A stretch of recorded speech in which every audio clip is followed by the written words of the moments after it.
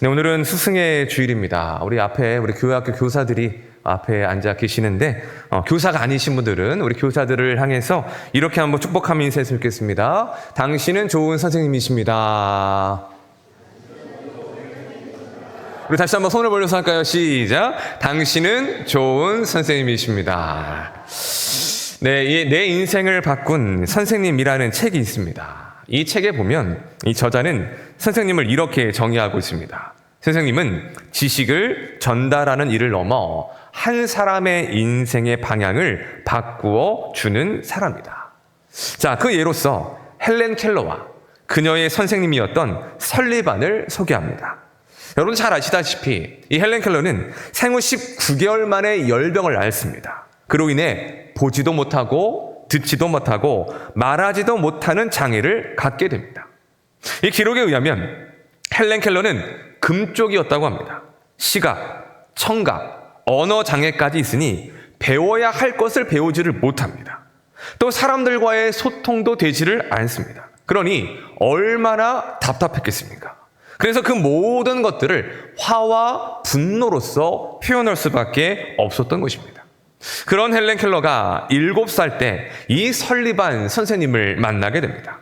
물론 어려움도 많았습니다. 금쪽이에 폭력성까지 가진 헬렌 켈러 때문에 설리반의 치아가 2개나 부러지는 일들도 있었습니다. 그럼에도 설리반은 포기하지 않고 헬렌 켈러에게 사람으로서 또한 지식을 가르치는 그 모든 일들을 가르쳤습니다. 그 결과 헬렌 켈러는 위대한 사회운동가가 될 수 있었는데 무려 50년이라는 시간 동안 설리반은 그 헬렌 켈러의 옆을 지키며 항상 함께 했다고 합니다. 헬렌 켈러는 사흘만 볼 수 있다면 이라는 자신의 자서전에서 이렇게 말했습니다. 첫째 날 가장 먼저 하고 싶은 일은 나를 가르쳐준 설리반 선생님을 찾아가 그분의 얼굴을 바라보는 것입니다. 그녀에게 있어서 설리반은 인생을 가르쳐주고 인생을 바꿔준 선생님이었기 때문에 만약 사흘 동안에 눈을 떠 볼 수 있다면 가장 먼저 그 선생님의 얼굴을 보고 싶다라고 고백한 것입니다. 누군가 이런 말을 했습니다. 인생 최고의 복은 만남의 복이다. 왜냐? 우리가 누구를 만나느냐에 따라 우리의 인생이 달라질 수가 있기 때문입니다.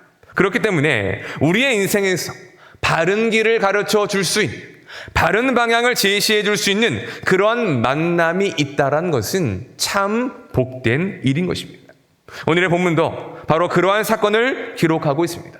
감옥에서 죄수를 지키던 한 간수가 그 감옥에서 바울과 실라를 만나게 됩니다.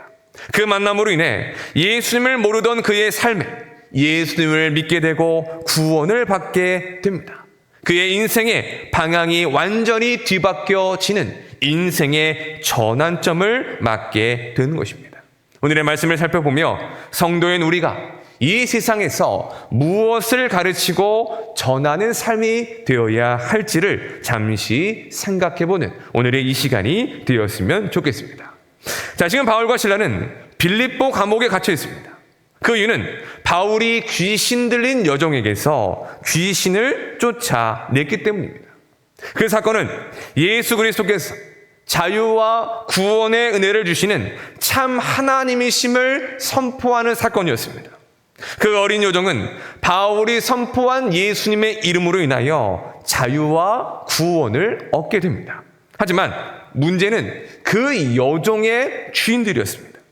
그 귀신 들린 여종이 점을 치는 일로 인하여 돈을 벌고 있었는데 귀신을 쫓아내므로 이제는 그럴 수가 없게 된 것입니다. 그래서 그 주인들이 바울 일행을 고발을 한 것입니다. 여종은 귀신에게 끌려가는 삶이었다면 그 주인들은 돈에 끌려가는 삶이었음을 보여주는 것입니다. 그로 인해 바울과 실라가 잡혀 즉결의 심판을 받게 됩니다. 자, 우리 22절, 23절 말씀을 보겠습니다. 시작. 무리가 일제히 일어나 고발하니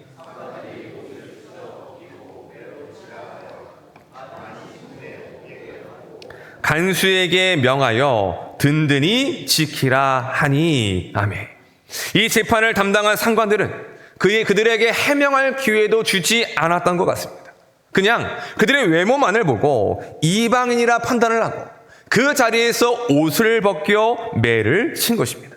그리고는 깊은 옥에 가두어 발에는 착고까지 채우게 됩니다. 자, 로마에는 세 종류의 감옥이 있었다고 합니다. 첫 번째는 코모리오입니다. 이 감옥은 일반 잡범들을 가두는 곳으로 외옥이라 불리기도 했습니다. 두 번째는 인테리어입니다. 그보다 중한 범죄자들을 가두는 곳으로 내옥이라 불립니다. 그리고 마지막 세 번째가 플리아놈입니다. 강력범이나 사형 선고를 받은 범죄자들을 가두는 곳인데 가장 깊은 지하, 어떠한 빛도 들어오지 않는 그러한 지하에 위치해 있었습니다. 바울과 실라는 그 중에 이 세 번째인 플리아놈에 갇힌 것입니다. 그 감옥에 갇혔다는 것은 강력범으로 그들을 취급했다는 것이고, 또한 그곳에서 나오지 못하고 죽을 수도 있다는 것을 의미한 것입니다. 자, 그러면 하나님은 왜 바울과 실라에게 그러한 상황을 주신 것일까요? 그 깊은 감옥에서 꼭 만나야 할 사람, 간수가 있었기 때문입니다. 자, 26절 이하를 보면 갑자기 큰 지진이 일어납니다. 그 지진으로 인해 문이 열리고 죄수들을 묶고 있던 착고까지 다 풀립니다. 잠에서 자다가 깬 간수가 눈을 떠서 가장 먼저 본 광경은 활짝 열린 감옥 문이었습니다. 그것을 본 순간 간수는 칼을 들고 자결을 하려 했습니다. 왜냐? 옥문들이 열렸기 때문에 당연히 모든 죄수들이 다 도망갔을 것이라고 생각한 것입니다. 처벌을 받아서 불명예스럽게 죽느니 차라리 옥을 지키다가 죽은 간수로 남는 것이 낫겠다라고 판단을 한 것입니다. 그런데 그때 바울이 큰 소리로 간수에게 외칩니다. 내 몸을 상하게 하지 말라. 우리가 다 여기 있노라. 바울은 자신들뿐 아니라 모든 죄수들이 있다는 것을 알려주었는데 간수는 그 소리를 듣고 무서워 떨며 바울과 실라에게 이렇게 말하고 있습니다. 자, 우리 이어서 30절 말씀 보겠습니다. 시작. 그들을 데리고 나가 이르되 내가 어떻게 하여야 구원을 받으리까 하거늘. 아멘. 여러분, 간수가 바울과 실라를 뭐라고 부릅니까? 선생들이여 라고 부릅니다. 자, 이것은 헬라어로 퀴리오스라고 하는 단어를 사용합니다. 이 단어는 주인, 힘 있는 사람, 권세자를 뜻하는 말입니다. 우리가 하나님을 부를 때 주님이라고 표현하는데 바로 그 주인, 주님이라는 단어가 바로 헬라어로 이 퀴리오스를 사용한다는 것입니다. 지금 그러한 표현을 간수가 누구에게 쓰고 있습니까? 죄수인 바울과 실라에게 쓰고 있다는 것입니다. 왜 그럴까요? 지금 간수가 보기에 바울과 실라는 보통의 강력범들이나 사형수들과는 다른 모습을 보여주었기 때문입니다. 더 중요한 건 그 다음의 말입니다. 내가 어떻게 하여야 구원을 받으리까? 라고 하며 구원에 대해서 묻고 있습니다.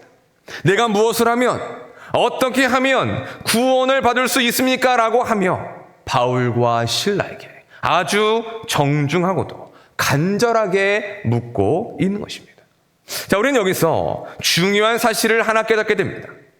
사람이 언제 구원과 영생과 천국에 대해서 관심을 갖게 되느냐?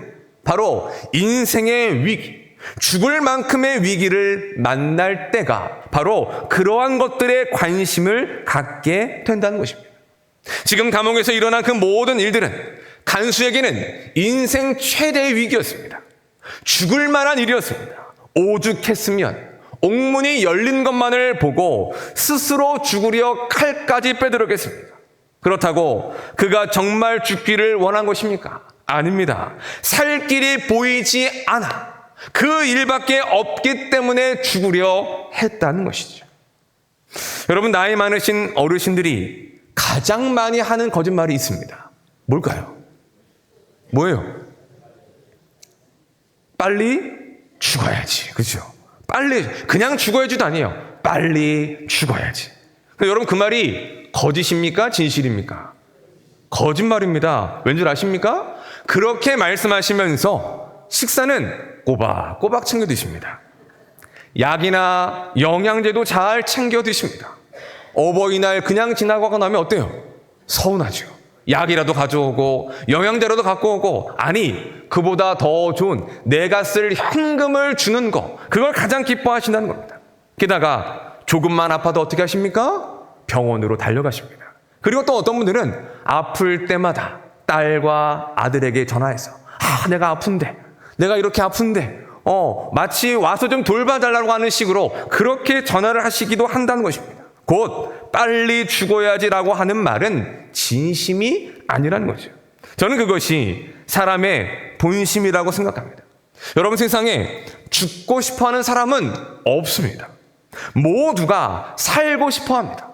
죽고 싶은 마음이 든다라는 건 살 수 있는 그런 환경과 살아가는 어떤 희망이 보이지 않는다라는 것이지, 그러한 가운데서도 살고 싶은 것이 바로 사람의 마음이라는 것이죠. 죽을 것 같은 인생의 위기를 만날 때에 사람은 본능적으로 살 길을 찾습니다.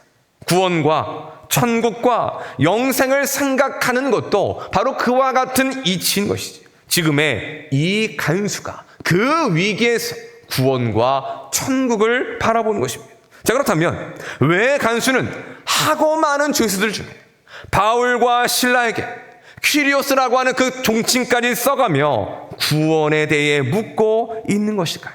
그 이유는 바울과 실라가 매를 맞고 깊은 감옥에 갇힌 그 죽음의 위기 한가운데서도 흔들리지 않는 평안함을 누리는 것을 보았기 때문이라는 것입니다. 성경은 구원에 대한 여러 가지의 증거를 말씀하십니다. 그 중에 대표적인 것이 무엇이냐? 바로 구원받은 자들에게 주시는 하나님의 평안이라는 것입니다. 하나님의 아들이신 예수 그리스도를 주로 믿기 때문에, 예수 그리스도 안에 거하기 때문에, 그 예수님이 영원토록 우리와 함께 하심을 믿기 때문에 구원받은 사람들은 그 주님 안에서 주님이 주시는 참된 평안을 누릴 수가 있게 된다는 것입니다. 마가복음 4장을 보면 예수님과 제자들이 배를 타고 이동을 합니다. 그때 갑자기 큰 광풍이 일어나죠. 광풍, 곧 미친 바람이 일어나는 것입니다. 그 광풍과 물살 속에 제자들은 살기 위해 온갖 애를 쓰고 있는데, 여러분, 그때 예수님이 뭐하고 계셨을까요? 주무시고 계셨습니다. 38절을 보면 이렇게 말씀합니다. 예수께서는 고물에서 베개를 베고 주무시더니, 예수님은 그 난리통에도 주무셨습니다. 생과 사가 오가며 그 요동치는 배에서도 제자들이 소리를 치며 깨워야 할 만큼 예수님은 깊은 잠에 드셨다는 것입니다. 이것이 무엇을 보여주는 것입니까? 바로 예수님이 가지신 평안함이라는 것입니다. 예수님이 누리시는 평안함이라는 것이죠. 어떤 침대의 광고처럼 흔들리지 않는 편안함을 강조하는 그 멘트와 같이 예수님은 광풍과 풍랑에도 흔들리지 않는 평안함을 누리고 계셨다는 것입니다. 그리고 더 나아가 예수님은 그 평안을 예수 믿는 이들에게도 약속하십니다. 자, 우리 함께 요한복음 14장 말씀을 보겠습니다. 시작.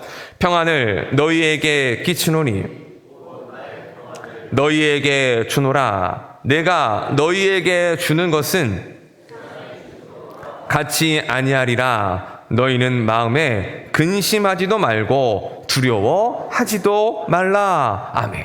세상의 평안은 상황과 환경에 따라 달라집니다.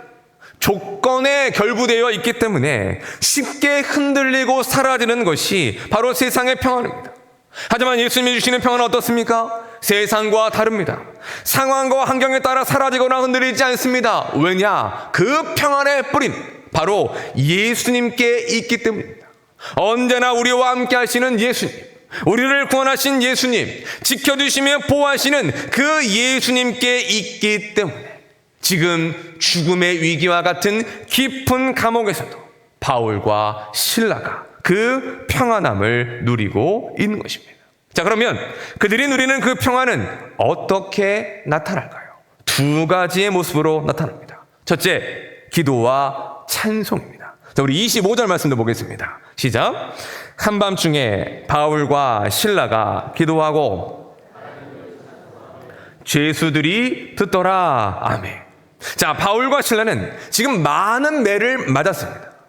죽을 만큼 맞은 매를 맞고 옥에 갇혔습니다.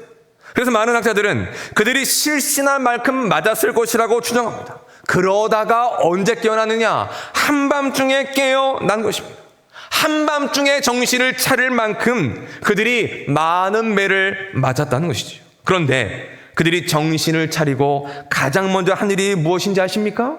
바로 기도와 찬송이라는 것입니다. 여러분, 바울과 실라가 얼마나 아팠을까요? 얼마나 고통스러웠을까요? 아마도 그 아픔과 고통 때문에 그들이 정신을 차렸을 것입니다. 그런데 정신을 차려보니 가장 깊은 감옥에 갇혀 있는 것입니다. 그 감옥이 의미하는 바도 바울은 잘 알고 있었을 것입니다. 그러면 어떤 반응이 나와야 되겠습니까? 걱정, 염려, 불안, 두려움이 아니겠습니까? 하지만 바울과 실라가 가장 먼저 한 일은 하나님께 기도하고 찬송하는 일이었다는 것입니다. 무엇을 보여주는 것입니까? 그들이 하나님의 주시는 그 평안함을 그 감옥 속에서도 누리고 있었다는 것입니다.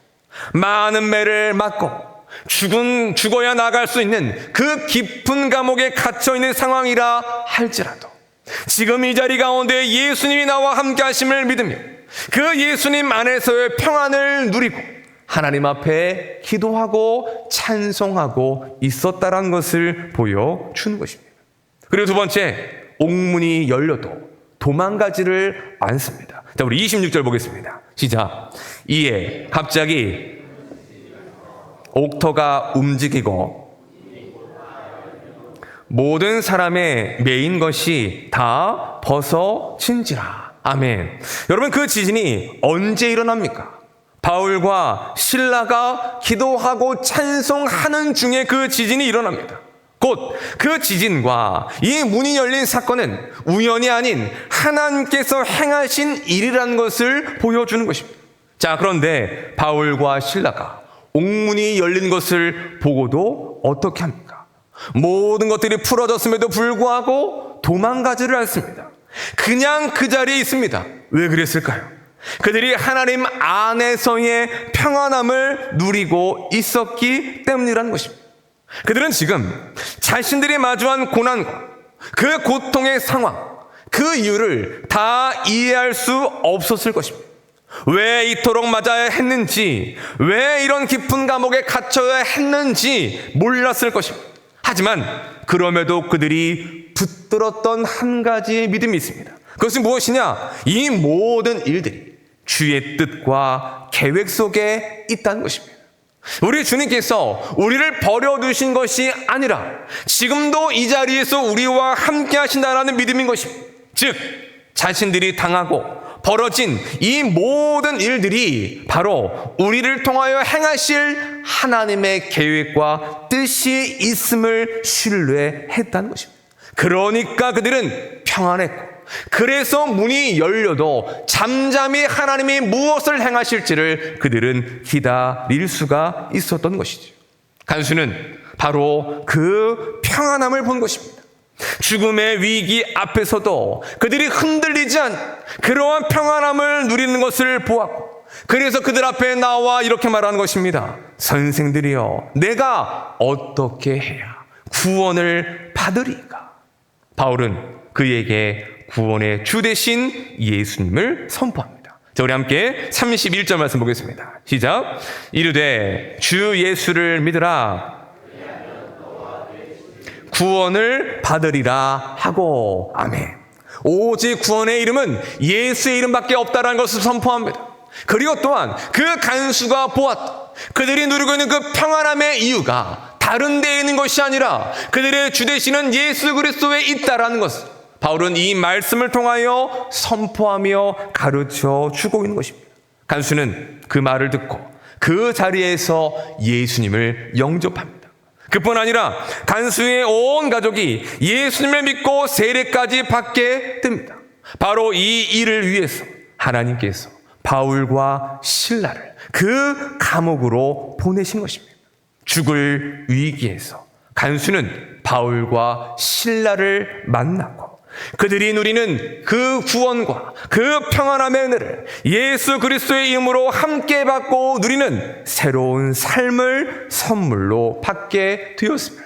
오늘의 말씀이 우리에게 가르쳐 주고 있는 것입니다. 자, 오늘의 말씀을 통해 우리는 우리에게 주시는 중요한 메시지를 깨닫게 됩니다. 그것은 성도가 이 세상을 향하여 가르치고 전해야 될 것이 바로 구원받은 우리가 누리고 있는 그 평안함이라는 것입니다. 더 나아가 그 평안함을 주시는 예수 그리스도를 전함으로 불안 가운데 있는 그 모든 세상의 사람들에게 우리가 누리고 있는 그 평안함을 나누고 전할 수 있어야 한다는 것이죠. 여러분, 지금 우리가 살아가는 세상은 어떻습니까? 잔잔한 호수이기보다 늘 광풍과 풍랑에 치는 바다와 같습니다. 왜 그리 문제가 많고 사고도 많은지 하루가 그냥 지나가는 법이 없다라는 것입니다. 중동의 전쟁도 그렇지 않습니까? 언제 그런 일들이 일어날 것이라 우리가 감히 생각이나 했습니까? 아직도 어떻게 그 일들이 마무리될지 알 수 없는 불안과 염려와 초조와 긴장 속에 온 세상의 그 일들을 주목하고 있는 것입니다. 늘 불안한, 늘 걱정과 염려가 많은, 한마디로 평안이 없는 세상을 우리는 살아가고 있다는 것입니다. 요즘 뉴스를 보면 학교로 인하여 난리라고 합니다. 어떤 지역은 학교에서 공놀이를 아이들에게 하지 말라고 금지를 시켰습니다. 공놀이를 하다 아이들이 다치면 부모들의 민원이 너무나도 심해서 아예 학교 차원에서 금지를 시킨 것입니다. 운동장이 있어도 아이들이 뛰어놀지 못하는 현실이 되었습니다. 또 학교 체험학습 때문에 여러 논쟁들이 많이 있는 거 계속해서 뉴스에서 보여주고 있습니다. 아이들의 안전이라는 중요한 이슈도 있지만 몇몇 학부모들의 과도한 선을 넘는 그런 민원들 때문에도 그렇다고 합니다. 엊그제는 정말 황당한 뉴스를 봤습니다. 한 신입사원의 어머니가 회사를 찾아갔어요. 왜 우리 아이 연봉이 이것밖에 안 되느냐? 우리 아이 스펙이 이 정도인데 더 줘야 되는 거 아니냐라고 하며 강하게 항의를 했다는 뉴스가 나왔습니다. 그걸 보는데 제가 부끄럽더라고요. 제가 창피하더라고요. 여러분, 왜 이런 일들이 벌어지고 있을까요? 전문가들은 이렇게 진단합니다. 과도한 불안과 염려 때문이다라는 것입니다.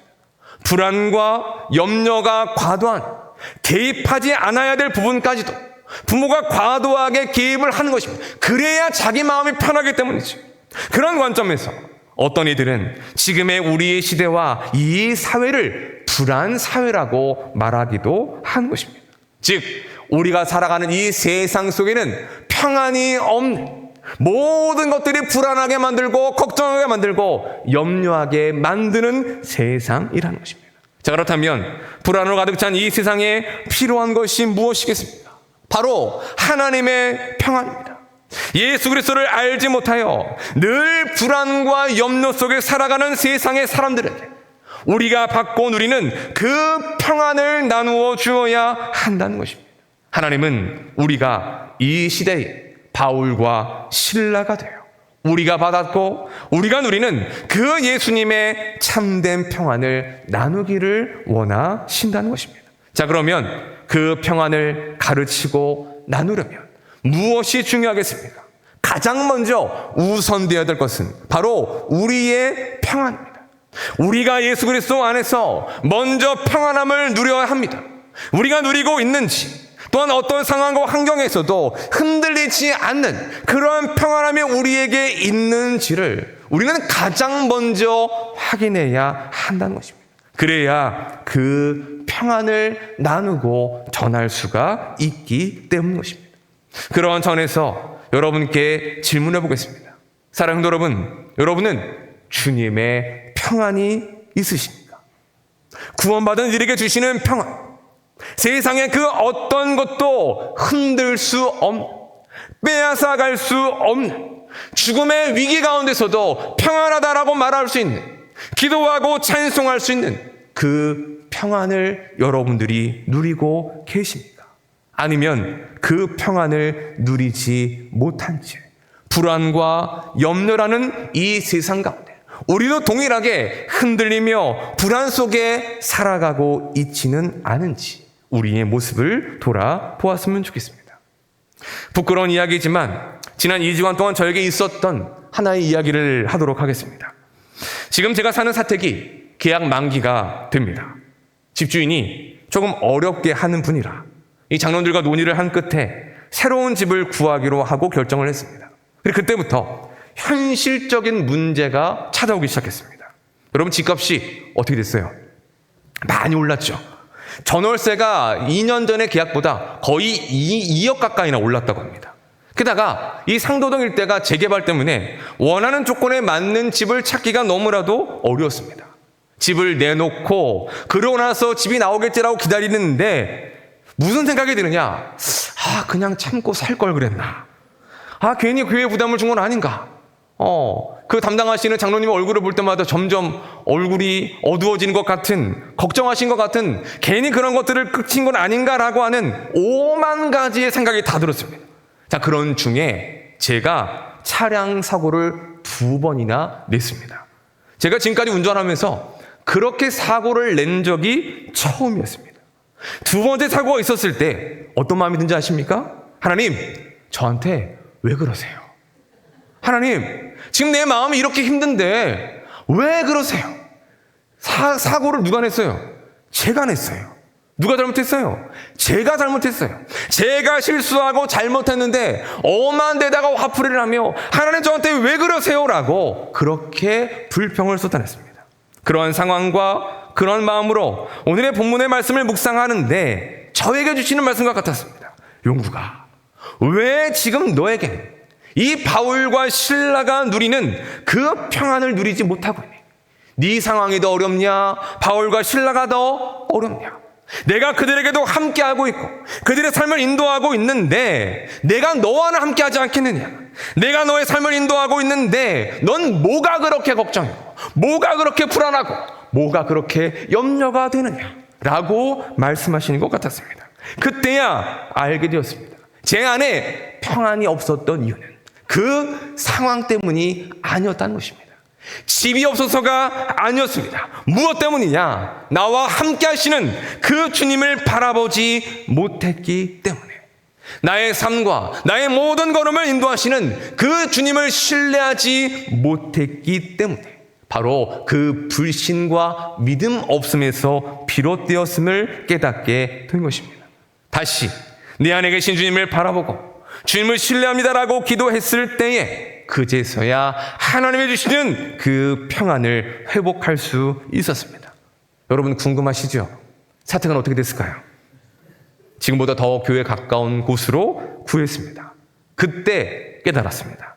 성도에게 있어서 걱정과 염려라는 것은 쓸데없다는 것을요. 하나님은 이미 우리를 위해서 일하시고 있기 때문입니다. 그것을 믿는다면 우리에게는 불안도, 염려도, 걱정도 할 필요가 없습니다. 그건 우리의 일이 아니라는 거죠. 누구의 일입니까? 하나님의 일이 되는 것입니다. 우리가 하나님 앞에 기도하고 하나님 앞에 맡길 때에 그 모든 것들은 아버지 되시는 하나님의 일하심이지 자녀된 우리가 책임져야 될 부분이 아니라는 것입니다. 그렇기에 그 믿는 성도들에게, 그리스도인들에게 가장 쓸데없는 일이 무엇이냐? 걱정하고 염려하고 불안해하는 일이라는 것을 깨닫게 되었습니다. 사랑도 여러분, 우리 하나님은 우리에게 평안을 주시는 분이십니다. 예수님이 주시는 그 평안은 어떤 세상의 풍파 속에서도 깊이 잠잘 수 있을 만큼의 평안입니다. 그 평안은 누가 누릴 수 있습니까? 바로 예수 그리스도만 바라보는 사람들입니다. 예수 그리스도를 신뢰하는 사람들입니다. 예수 그리스도께서 우리와 함께 하시며 우리의 삶을 날마다 지키시며 인도하신다는 그 믿음을 가진 이들이 예수 안에서 그 평안을 누릴 수 있게 된다는 것입니다.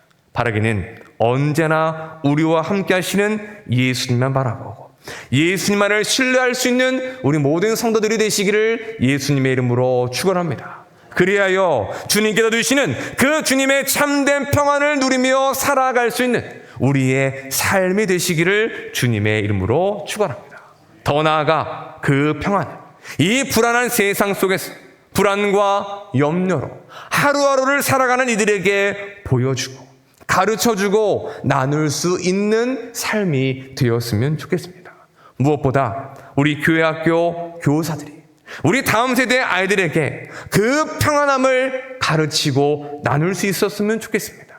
누가 그 평안을 주는지, 우리의 평안의 주가 바로 예수 그리스도라는 것, 그 사실과 평안함을 우리 아이들에게 분명하게 가르치고 전함으로 이 불안한 사회 속에서 아이들이 불안에 전염되는 삶이 아니라 예수님의 평안을 누리며 살아갈 수 있는 귀한 다음 세대들로 자라갈 수 있도록 하나님 교사들을 통해 그 일들이 이루어졌으면 좋겠습니다. 또 이 자리는 우리 모두가 우리의 가족과 자녀들에게도 또한 예수님을 알지 못하는 이들에게도 그 평안함을 보여주고 나누는 삶이 되었으면 좋겠습니다. 우리 마지막으로 시편 42편의 말씀을 보고 마치도록 하겠습니다. 시작. 내 영혼아 낙심하며 어찌하여 내 속에서 불안해하는가? 너는 하나님께 소망을 두라. 아멘. 불안과 염려는 언제 옵니까? 하나님이 아닌 다른 것에 소망을 둘 때입니다. 우리의 시선과 마음이 주님이 아닌 다른 것들, 내 상황과 내 문제와 그 환경을 향할 때에 우리에게 불안과 염려가 찾아옵니다. 바꿔 말하면 하나님께 소망을 두고 오직 주님만 바라볼 때 우리에게는 주님께서 주시는 평안을 누릴 수가 있게 되는 것입니다. 사랑하는 여러분, 오직 하나님께만 소망을 두고 오직 예수님만 바라보시기를 주님의 이름으로 축원합니다. 그리하여 예수님이 우리에게 주신 그 참된 평안함을 이 불안한 세상 가운데 우리의 삶을 통하여 보여주고 가르치고 나누며 살아갈 수 있는 신실한 주의 백성들이 되시기를 예수 그리스도의 이름으로 간절히 축원합니다. 이 시간 함께 말씀을 생각하며